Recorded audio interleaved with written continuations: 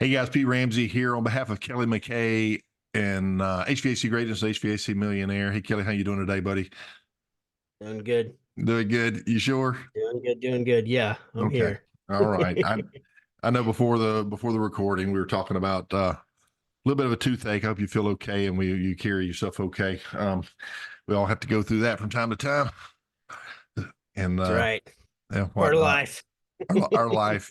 Yeah, yeah. That's why you young guys enjoy it, man. Your bulletproofness and Yeah. nothing ever happens to you. Oh, it'll last forever. You'll never feel any of this. So just keep going. I felt like Superman when I was a kid. When I was younger, man, I would.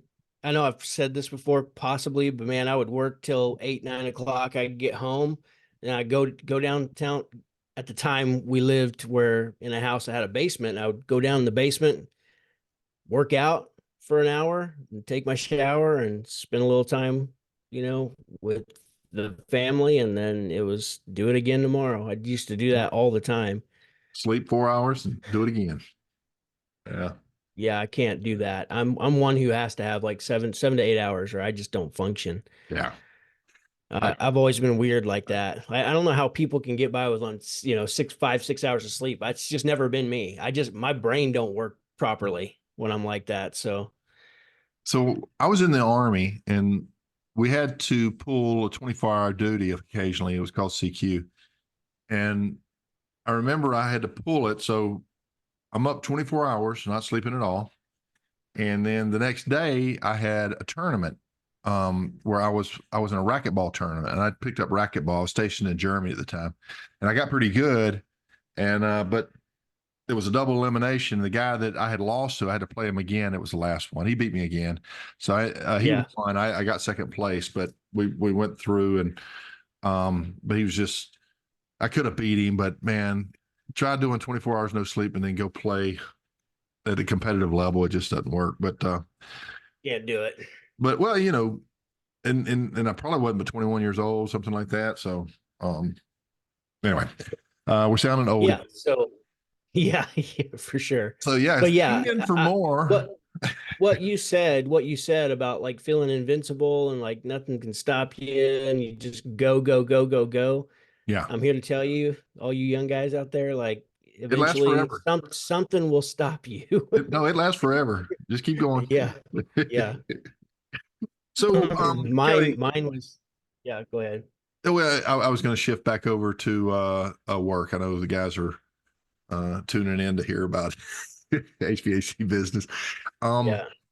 I and you and I talk offline forever, but I had a call with a guy today, and one of my customers. I don't want to say where he's at or anything like that, but Yeah. his CEO is working with them, and I want to know. Let's have a conversation about this because we're seeing a lot of this. A lot of people are talking about this. He's taken on his website and he's adding a widget where people can go on his website and actually get a loose estimate on a system replacement. So it's not precise, but you enter in square footage, and there's a few things that you do. Okay, and the SEO person is doing that. I've not seen it, and then it dawned on me on a couple. It was a husband and wife owner, very successful business that I used to coach them right when they started their business a couple of years ago, and I mean they're big now. They're crushing. They're really smart people, and they had an online store as well as an online estimate. And I thought, well, let's go look at theirs because their website is always fantastic. They spend a lot of money to do it right. Yeah. And you go in and click on Yeah. the estimation, and it's not working. And I'm thinking, well, do they know it's not working, or did they take that down because maybe it's backfiring? What are people doing Yeah. strategically? Do you have anybody that does that? What are your thoughts on that, Kelly? I don't have anybody in my group that is doing that. I don't think that it's going to be long before that's just going to be standard, like standard operating procedure. Honestly, just to give people a rough estimate of what it's going to cost. Of course, once they get to a certain point through the process, it's going to be schedule a call to have our consultant come out to make sure that everything you've selected that you want, is going to pertain to your actual system. But I know that the manufacturers were building, because I was a train dealer, and I know several years back, and this has been a while, so I'm sure it's come a long ways at this point, or it had the potential to come a long ways, where they were doing like rough estimates for your different region.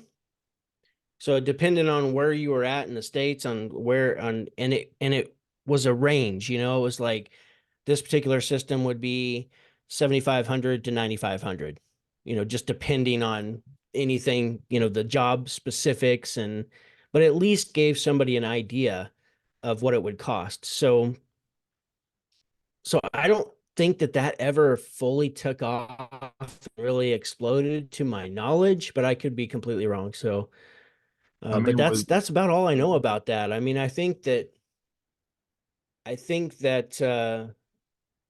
it's just something to make, it's like ease of doing business. Like it makes it a lot easier for somebody to have an idea of what they might be looking at for a system replacement before you even got out there. So I don't think that that's a bad thing necessarily. Um, yeah, of course they don't, the software, whatever they're using, has to try to figure out the size and all that stuff as close as possible. Otherwise, the estimate's going to be way off. And then you might get the customer being, upset because they thought it was going to be one price, and you get up there and they find out it's a different price. yeah, yeah, it's going to bring some challenges. I do remember in Florida, I think it was the Ream distributor. They were using a program. I want to say it was called Design Star or something like that. And what that one did, it I also remember that too. it took into account the region, but it would go into the actual records of your property, and Almost like Zillow. based on the year of construction, it would approximate the materials. It would tell you how many square foot, everything would be done. But what was not Yeah. done was the orientation. So, you depending on how you position that house, if where your windows are, and if you got that, east west rise and fall, it has an impact. So you pull it up on Google Maps, and whatever you do, and they were doing load calculations based off of that. It still leaves plenty of room for error, by the way, but with AI, and somebody's going to come up with something, you know what's coming, and Mm-hmm. people want the ability to price compare, and we want to show our value, and that apples are not apples, because you're not buying a product, you're buying the installation of a product. It's like I used to say, it's like if you, instead of going to the Ford dealership and comparing from one Ford dealership to the other Ford dealership, you had to order through a Ford mechanic, and your Ford would come delivered, your Ford Mustang or whatever would come delivered to your house in about 15 boxes, and you're going to pay somebody to put it together for you, and maybe that's not the best example, but it was what I thought of back when I was in my 20s. And I'm, what do you want? Some mechanic out there with his beer belly and, just kind of putting everything together, and you slam the door, clank, and you're driving down the road, or guys coming out with lab coats and torque wrenches, and everything's precise, and you close the door and it's just everything's.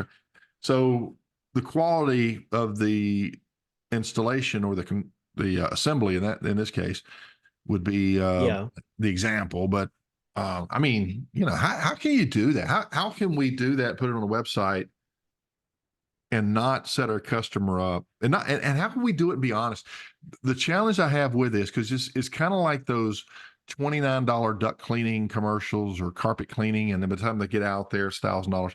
That they're going to come up with the best case scenario with no permit included, no electrical, all the stuff has to be added on, just a basic in and out price, and then come in and say, well, that would be that scenario, but you have this, you have that, so we're going to have this, and it end up being twice as much. That's what's going to happen. And so, Yeah, you would think that customers would just believe that anyways, but like we did a special because we started the business in 2008, so it was like maybe a 10-year anniversary thing. We did $20.08 maintenance. Right. And in Makes sense. in this area, man, even though we were like super thorough on the calls and we were offering options, it just backfired here. Like everybody only wanted the $20.08. That's all they wanted. And so, and I had Oh, some really some rock stars that were really good at, doing a thorough job and finding other issues and offering solutions. And it just didn't work here. So, but I know it can work in other places, and it's probably just a numbers game. Maybe we didn't do enough of them. I don't know, to make it pay off. well, But you I would think think, that customers would be on to those, those $97 duct cleanings and, $20.08 maintenances. So that's a really good one because I've done a lot of studies on this, Kelly, and so I have an instant opinion on that, based on my experience, and that is this: yeah, that the people who are experience-based customers are going to look at that and say, "No, I'm not falling for that, loss leader crap, right, because you're just going to upsell me right, later." They're not even going to call you. And then the ones that do are the ones that are just coupon clippers. They're value based. They don't really have any experience, and they're just going to hold that. You're not going to upsell me. So what you've right. done is created a polarized offer that attracts the wrong type of people unknowingly. And maybe it could be reworded and tweaked and everything else, to your point. Yeah, I wouldn't say completely unknowingly. Like we knew the odds were stacked against us, but the thing with me in the business is it was like I'm willing to try. We Gotcha. tried all kinds of things. Like Yeah. Test. I am So not it afraid works. to try something new, try something, and just see if we can figure out what does Sure. work. And that particular thing did not work for us. So It did not work. but I know it works well for other companies and other people sometimes. So it's not that it might not be a bad strategy in different places. I don't know if it's done properly, but I know exactly what you're saying, and I agree 100%. Like anybody like who's not a value shopper is going to look at that and say, "Come on, what do I really get for $20?" You know what I mean? Like, Right. But back to the original point, um, getting the customer to your website and having those widgets in there, um, yeah, it reminded me of a conversation that I had with one of the members of our mastermind groups. He sold his business, and his name is Bob McNamara. And Bob is he recently sold his business, and him and his wife are really good people. And yeah, we were talking, and he had moved outside of his area because he, like you, had no compete in that area where he sold his business. So they had bought a condo out over in the next state and decided to launch a business for his son. And so they just, he got all the experience now. When he launches, he knows what to do. Boom, yeah, boom, boom. So he's doing really yeah. well. His son's there to go run the calls and stuff, probably, hopefully. Yeah, So, well, yeah, Bob's active, and he right. likes to get in there with him, so they're running together. And anyway, Yeah. he said that he would do coupons type stuff, and he would always make them go to the website to download the coupon. And he said that the reason that we would do that is people are curious. They're on your website. They're going to look around. They're going to see this. They're going to see that. And so if if you've set your website up to be informative and bring these did you knows and Hmm. interesting type stuff that the consumers might respond to, you may end up selling some additional stuff. He says, when people get in there, they're going to look around, and they're gonna get curious. They may ask you about it, they may not, but it generally generates more business. And one of the other things, and I mentioned about the other company that had the online program that's not working. They also had an online store, and you could custom order filters through there, things like that. So they were trying that, and Hmm. a lot of people are trying a lot of stuff. And you hate to put all that work in and then nobody buys from you. So because why should they buy from you when they also go online and get through Amazon or through you know, Right. filters.com Right. or whatever's out there.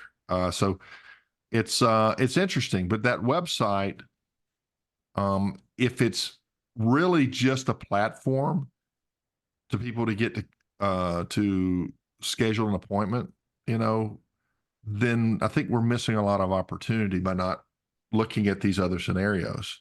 And maybe if you're wanting an online estimate, it can also pre-approve you for a payment plan. So instead of just giving you a total, you're pre-approved for $264 a month or whatever, right? Or for 100 Yeah. years.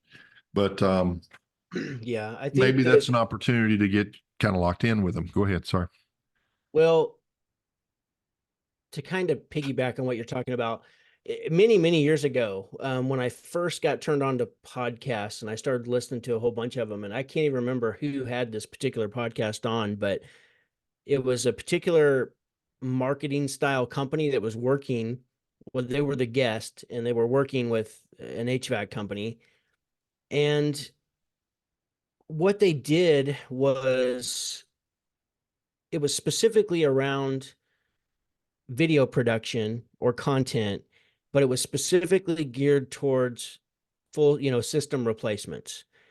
And what they did was they created a video, and I guess it was doing really well for them. And when I heard this idea, I was like, oh my God, we got to do this. And I just never made it happen. We had, there's so much going on in the business all the time, but I never made it happen. And to this day, I still love the idea. So I'll just throw it out there because maybe somebody will take it and run with it. But if you can produce a video of just your installation process, like, um, for one, what they would do is as soon as somebody called in for an estimate and they scheduled an appointment for a comfort advisor to come out, they said, okay, well, before he comes out, I need you to go to our website and just click on replacements and you'll see that video. Watch that video before we come out.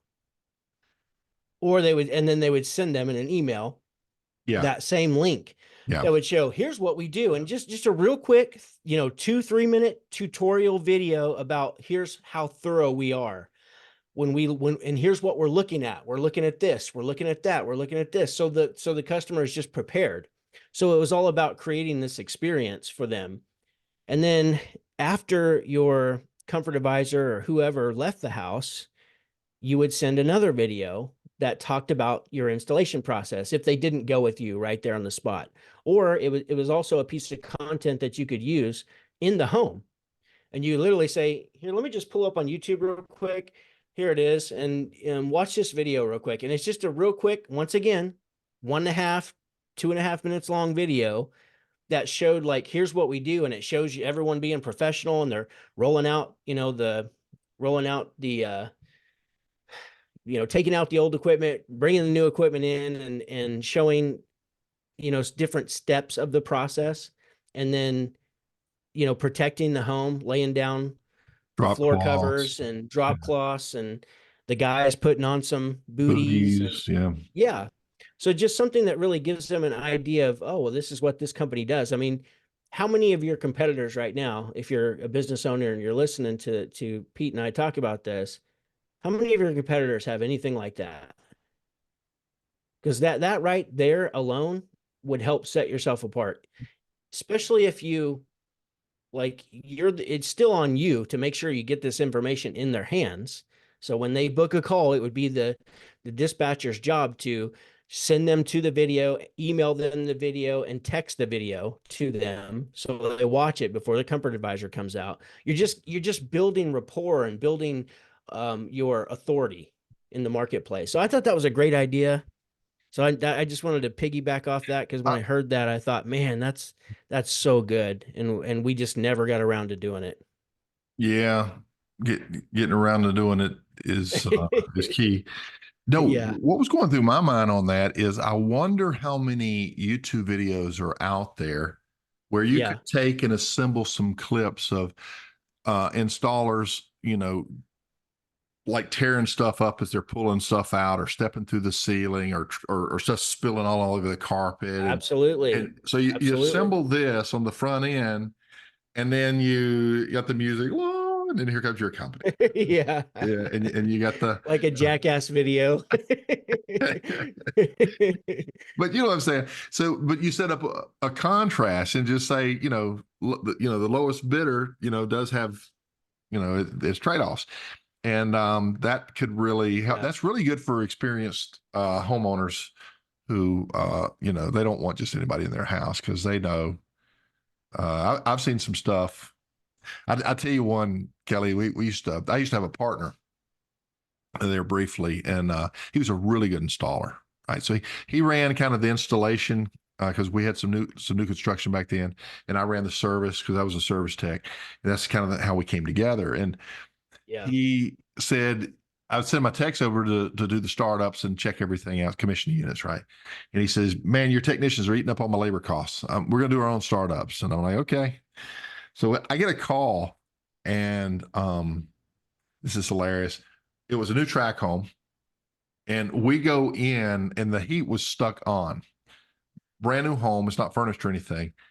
Brand new home, but the heat was stuck on, and I had a jacket on because it was wintertime, obviously. I walk in the door, pull my jacket off. The heat was so hot that I had to put my jacket back on to protect myself from the heat. It was bad. And what they had Yeah. done is, the horseshoe staples up in the on the 2x4s up in the attic where the air handler was.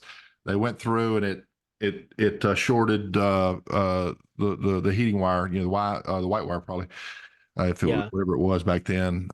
It's probably a gas furnace if it was that hot. But dude, all the molding was warping. The window seals was all bending, and we ended up taking a hit on the insurance on that. It was ugly, Yeah. all because my service techs were running up his labor costs on his installs.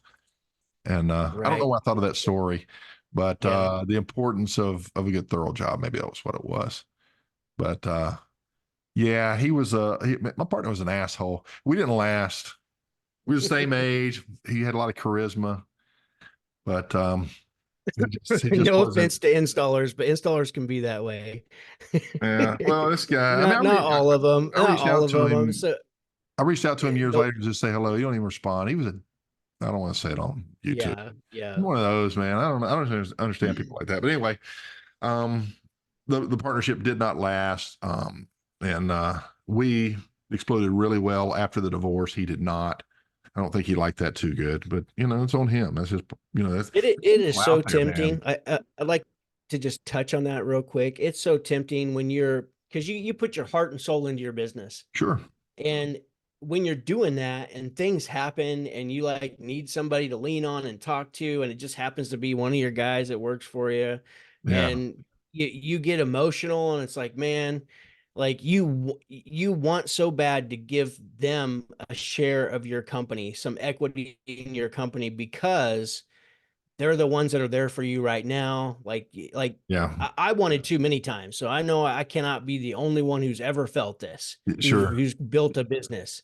Like you feel this from time to time because Yeah. you want somebody else to have a little um Bigger more piece of the pie. stake in the game, or whatever, Yeah. yeah, a bigger piece of the pie. I mean, you want them to share some of that responsibility. That's one of the things you really want, at the end of the day, all the time when you're a business owner. But um, I just, I don't think you should do it. I'm just going to tell anyone who's thinking that right now or will go through that in the future. I don't think you should do it. There's other ways to like give some quote unquote equity, or give them more. What do they call it? More. I What keep skin in the saying game? keep more skin in the game. Yeah, there's other ways to give them more skin in the game than giving up, a partial part of your company. So I'm against it I think that's really personally. common. I am too. I am because I actually tried it. The way Yeah, it came about is he had a young business. I had a young business. We're the same age. He had worked in the installation capacity, and man, he could put some beautiful ductwork installations. He did a really good job, yeah, and I was really good at service. And he kept having to call me and pay me to come troubleshoot his work because he couldn't figure it out. And so, yeah, and it started picking up. He says, "Man, I got to do something." He said, "We should just partner in, throw in together." And for me, I was just like you, Kelly, in that, when you're out there by yourself, it's pretty scary. You don't have anybody to really lean on. And if I had a partner, it's going to be easier. Yeah. It's not what you think it is. And I think No, for a lot of people, if it's family, it's even worse. Sometimes it's better, but it really is not what you would think it would be. And it really would take a very special person. yeah, you'd really have to, and it's ruined some really good relationships, that Yeah. were fine. But when I mean, you go through these things that one person feels like they're giving more than the other, or Yep. or they're making the company more money. I know we ran into that he wanted to give himself a bonus, a commission on his sales because he had big sales, and I'm running a service department, and you just don't have the same profits. And Right. and I said, um, you're giving a greater value to what you're doing and what I'm doing. I can sell just as well as you can, and if not better. And anyway, long story short, we parted ways. He had to downsize, or he tried to upsize, and then we ended up outgrowing everybody because because we just had I think we just because we weren't assholes. We were caring people who really gave, put ourselves in the customer's position and try to do right by them and not just be selfish and uh Well, I'll also add, if you're a service technician, because that was me too, Pete. I'm a service tech at heart. yeah, That's what I was good at, and I didn't. It's I wasn't nearly as skilled in install. I always did a good job because I was really anal, made sure everything was right and everything looked nice and it worked properly, of course, before I left. And so when I installed something, like I never had callbacks because right, everything was checked, everything was working properly when I left. It just didn't happen. Like yeah, once it was done by me, it was done. yeah, But exactly, but I was really slow. I was yeah, really slow at it. And so because I was anal and I wasn't a professional installer. And so when you get that other person on your team who likes install and crushes install, it's very appealing to like have them on your team. Not only have them on our team, but I could also see like your situation where it's like, why don't we become partners, because it just makes sense. sure, Not knowing like yeah. what could happen, or I not mean, thinking through. I tell you what So did work, Kelly, is I had a friend who yeah, had a business later, and he was in a zone, a rental area for his business, and the rents were really affordable. And so I rented next door to him, and we got really friendly. And we would partner on a project occasionally, and that worked out really well. yeah, So the two companies would throw in on one part, and that was it. He had his business, I had my business, and that was okay. yeah.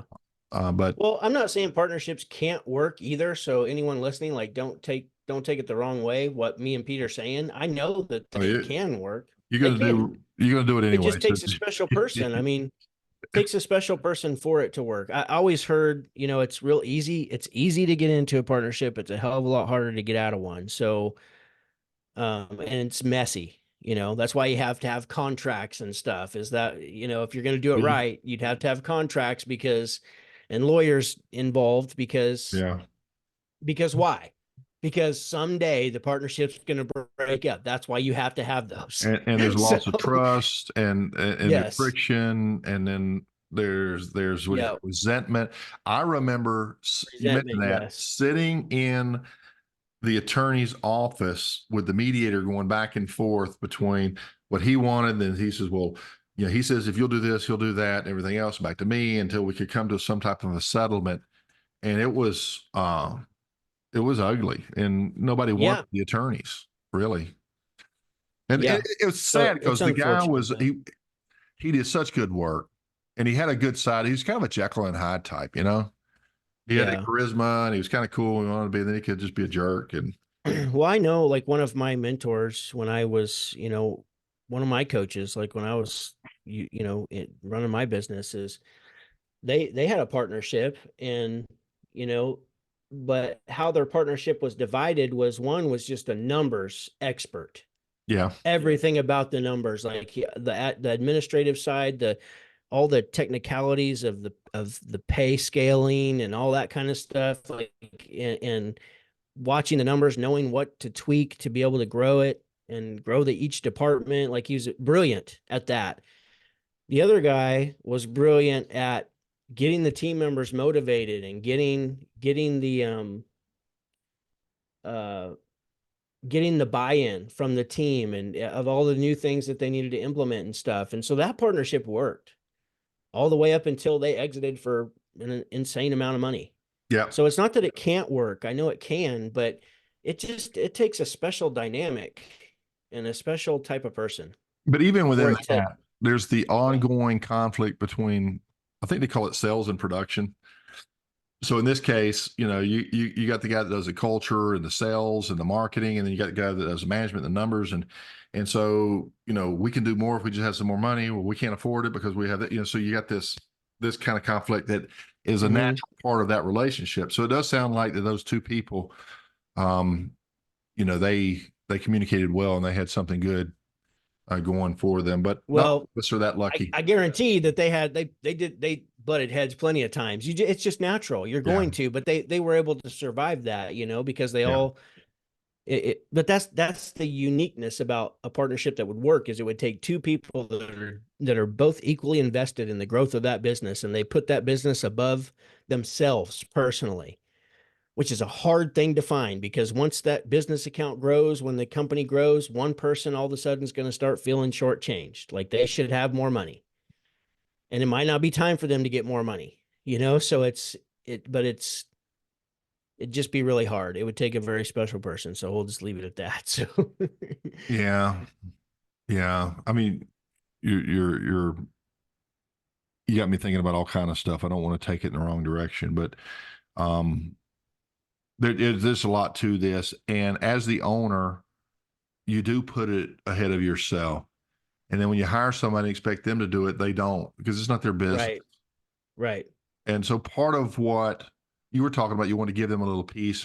In my mind, yeah, that's a little bit different than wanting just a partner for the sake of the security of a partner, but somebody who you value and you want them to experience not just a bigger piece of the pie in terms of money, but that feeling of knowing, this is my business, and it's Yeah, something, yeah, it's more fulfilling, for all the sacrifice, more return on that investment for all the sacrifice that you're right, having to make and putting it ahead of yourself.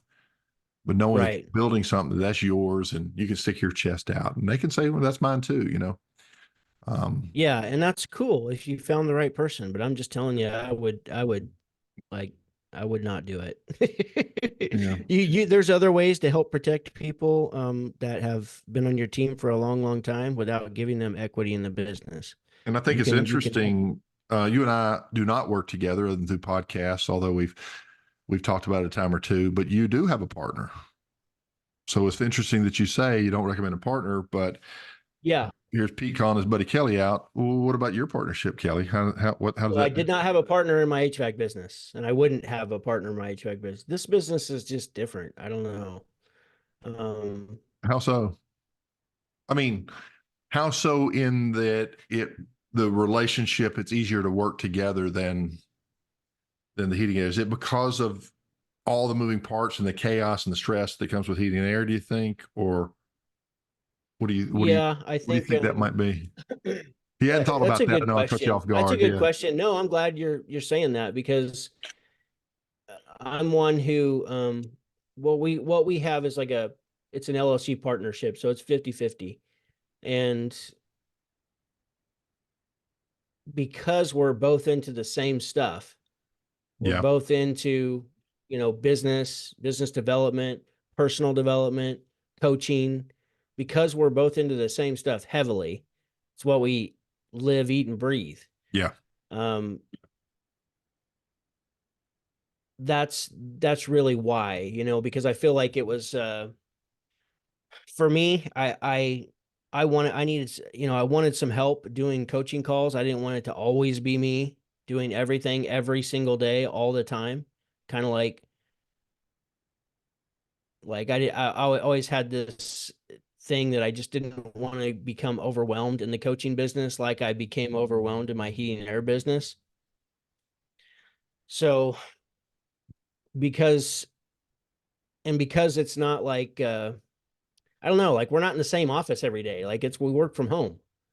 So it's just different. It's a different type of business. It's a different mentality to be a coach versus even to be a coach versus to be an HVAC business owner, in my opinion.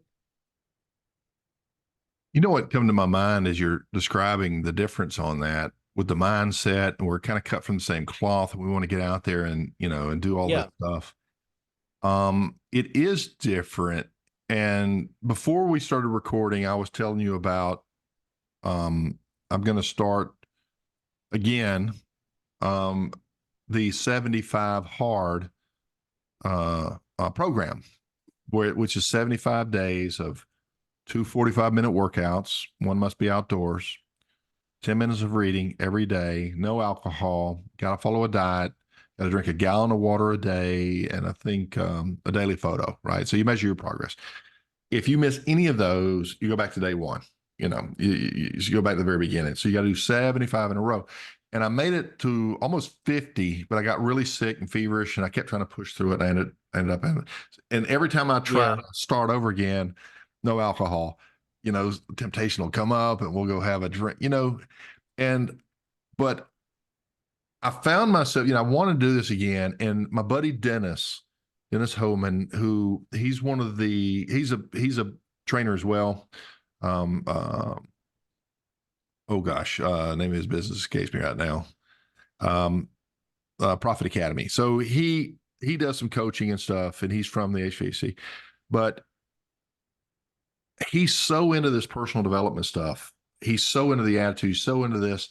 I'm cut from a different cloth. I can do this, everything else. It's like he says, "Hey, I'm going to start on Sunday. You want to join me?" And I'm like, "Well, yeah, because now you got somebody with you that you can share. Man, I thought I was going to Yeah. get in today, but I make it. So you can share that journey because it's lonely out there by yourself. I mean, it's satisfying, but sharing your wins is pretty darn cool too. So maybe that's a Yeah. kindred to what you're living. I don't know.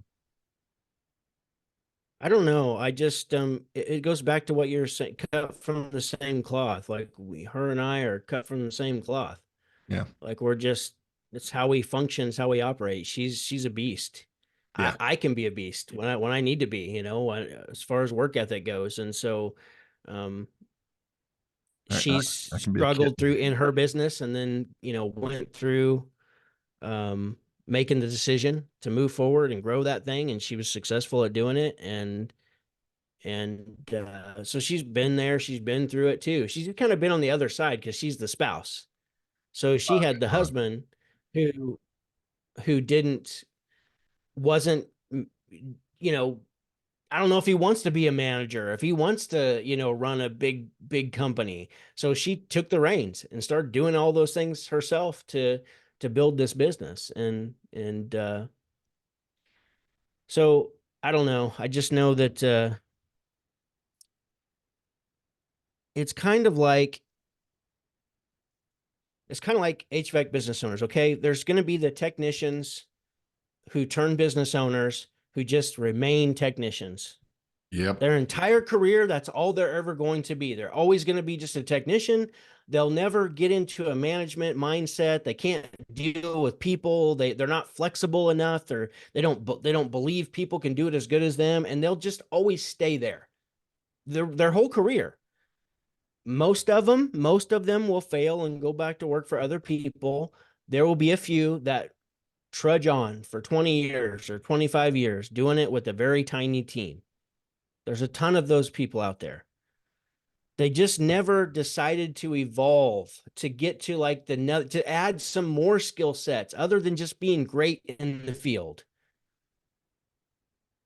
Well, with her, so I have a few students, a few clients that have evolved into now they're becoming great leaders and they're building their businesses. Um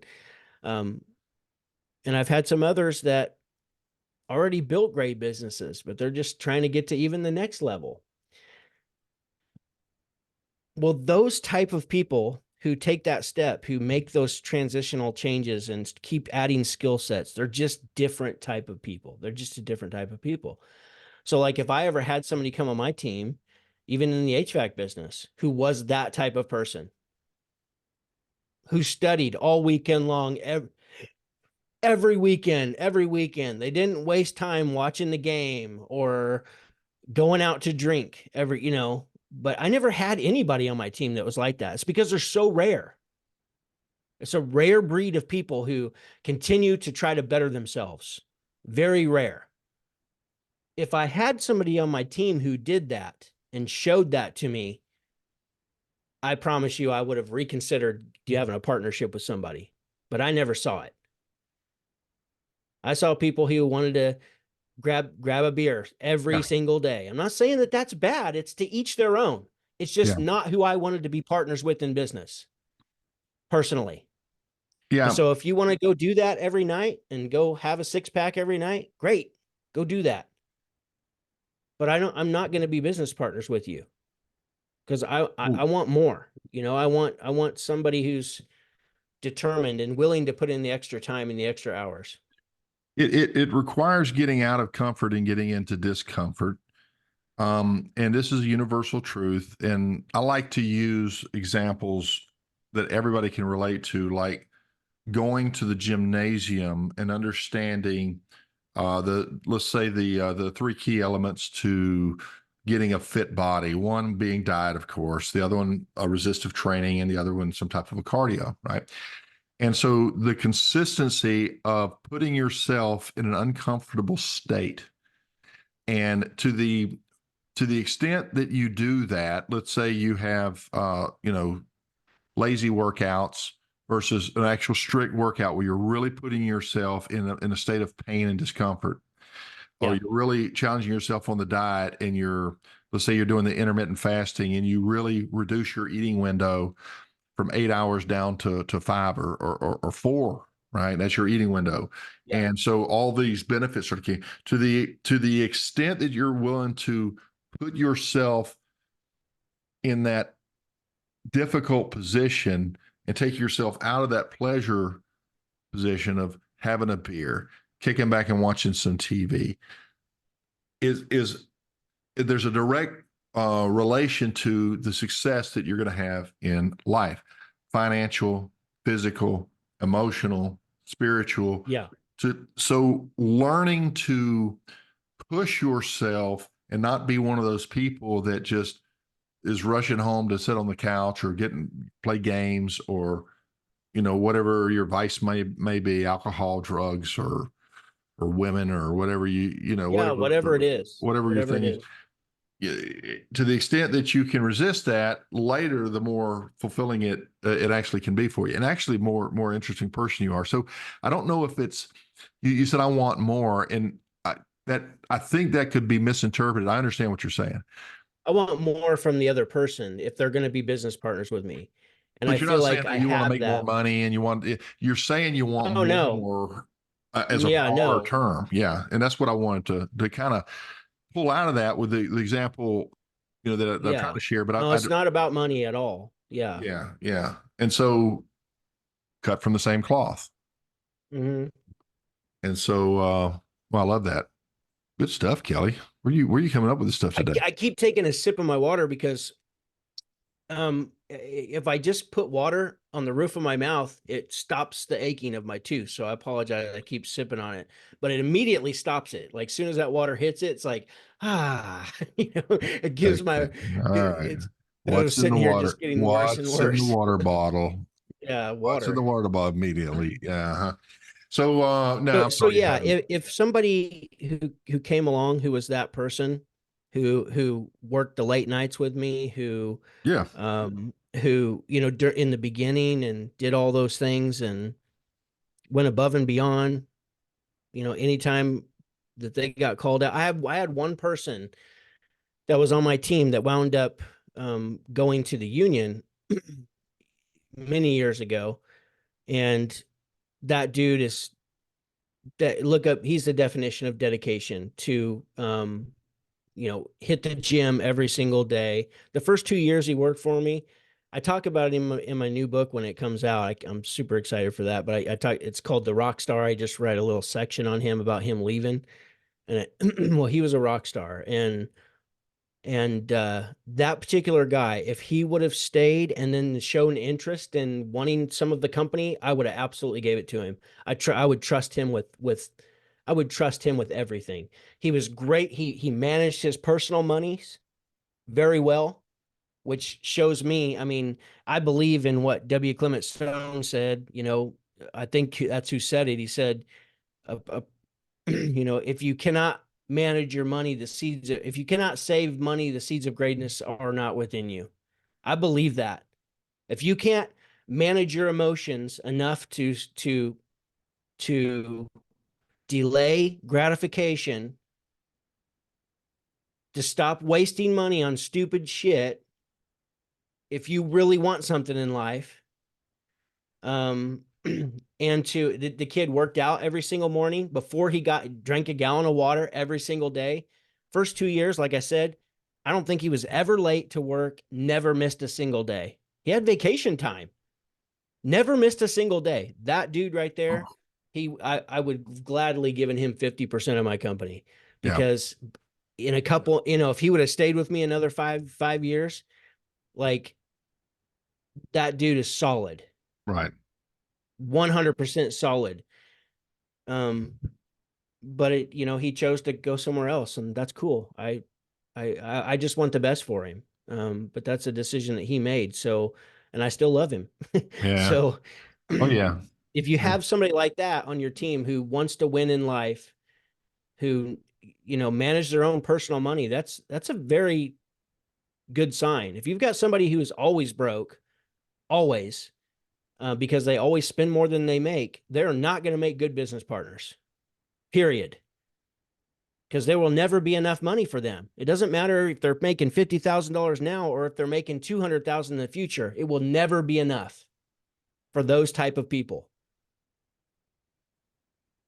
So You preach it, be Kelly. careful who you go into business with, because it could be the stupidest mistake that could cost you Yeah. hundreds and hundreds of thousands of dollars, possibly millions in the future. Lawsuits. It is the list goes on and on. Yeah. Yeah. I knew a guy who had a partner. He ended up with a drug problem. And he and his wife took off to Europe on vacation, and the guy really he had a relapse, and he had maxed out the company credit card. He was pawning. He would take the card and go buy appliances, and then go pawn them and use that to buy drugs. Anyway, the guy comes back from Europe, and it was a mess. Um, but he was a good technician. The drug addict was. He was a good technician. He was a good guy. He Yeah. just had a weakness. Made some bad decisions. And yeah. This could happen to you. I know people who have had people in their office that they totally trusted because they didn't want to mess with that, only to find out later that that person has been embezzling money for years. I've seen that happen. Yeah. It's One yeah, of our local guy, I cannot remember the amount of money, but it was over a couple $100,000, I think. It's actually a local guy that I know owns a business, and Ruth King wrote about him in her book. And I know Ruth. Yeah, and one of her books, and it was literally about this, like watching your money, protecting your money, because this can happen. You got somebody, the wrong bookkeeper, they can manipulate those numbers to where you may yeah, not be aware if you're not paying really close attention. So yeah. it's a scary thing, but yeah, it's man, it's be careful who you partner with. Yeah. Well, Kelly, Not worth it. You're talking about your future here, so we're coming up on the 45 minutes. Actually, I think we passed it a little bit, but Mhm. we always try to keep it to 45, but we end up going an hour and beyond. So figured I'd throw that out there. Uh, to summarize on today, did you have any other thoughts, or maybe bring the rest of that home, Um, make a proclamation or a statement, or I inspire would us just all? say that no matter how hard it gets and how bad you would like somebody to bear some of the weight you're carrying, you got this. Like reach out to people and talk, ask for help. Just being able to talk to somebody about what's going on, not going right in the business when you feel like you're all alone. Don't give up equity in your company in those moments of desperation. Reach out to somebody and talk to somebody. That's what I would finish with, I guess. So, Yeah. and you And got this. You got this. Like you can get through this one way or another. I agree. And if you really analyze that desire to have that partner to, to make you really feel better about it, it doesn't improve your position the way you feel like it will. You're satisfying an emotional concern. This is an emotional thing. But there are Yeah. alternatives to making people partners. One of which are having a mentor or a business coach, right? Somebody that you can meet with frequently. I've got people that I coach. I know you do as well. But one of them told me the other day, because we had done so much work, but he wanted to talk about all these business problems and personal problems and things like this. And I said, I mean, I'm here for you. I would do this gladly as a friend, but we're really not talking about the business as much. We're talking about this other stuff. And he recognized that he needed that emotional part handled as well. And he says, Pete, you don't understand. I can't talk to anybody about this. Can't talk to Can't. anybody about this. I 100%. Nobody gets it. Yeah, but I can talk to you, and Yep. and I know who you are, and I trust you, and it was really kind of cool because we've bonded. We've been working together for a couple of years now, maybe a little bit more than that. But I didn't have that. I don't know if Another you thing, had and that. But there another are thing that I alternatives. encourage is That's like the point. sharing your wins. Yeah, Sharing your wins. You can't even share your wins the same. right. Like with people can't even share like their victories with people because other people will just frown on it and get mad because they see them succeeding. And Yeah, people are fickle and weird. So I encourage that in our group. sharing your Like wins. Yeah, share your wins. and circle back around. Remember, I was telling you about I had a competitive company that was rented right next door, and we would partner in on projects occasionally if they were really too big for us. Well, I would share my wins with him, and I would tell him, "Oh man, I sold this job." Da, da, da. And I'd Hmm. done it enough, and he wasn't having the same level of success. He didn't have the charisma, Hmm. whatever. And at one point, he says, "I wish you quit bragging all the time." And I said, "Bragging?" He says, "Yeah, you're always talking about how you won this sale and you got that sale and you did this. Well, good for you. I'm tired of hearing you brag." And I Yeah. said, "I thought I was sharing my wins with a friend, Yeah. but because he didn't have wins, That's what I'm saying. that's the way he took it. That's And what it I'm wasn't saying. meant that way at all." No, not at all. But that's how people will take it, and they become resentful towards you because of it. So Yeah, you can't share your wins. You can't share your highs or your lows with just anybody. yeah, yeah. And And it's unfortunate, but it's it just is. the way it is. When you're striving to be something, to become something, to build something, you're not normal. That's one of my sayings. Like I you are like that. not normal. And you know what? Good for you. Who wants to be? You want to be one of the many or one of the few? Exactly. I don't want to be one of the many, and a lot of my clients don't want to be one of the many either. They want to be one of the few. They're different people. One of the few, one of the proud, Yeah. one of the bankrupt. Just kidding. Yeah, and unfortunately it's lonely at the top. It There's a is. lot of loneliness when you're going through those dark tunnels trying to get to the other side in your business when shit's not going right. It's hard.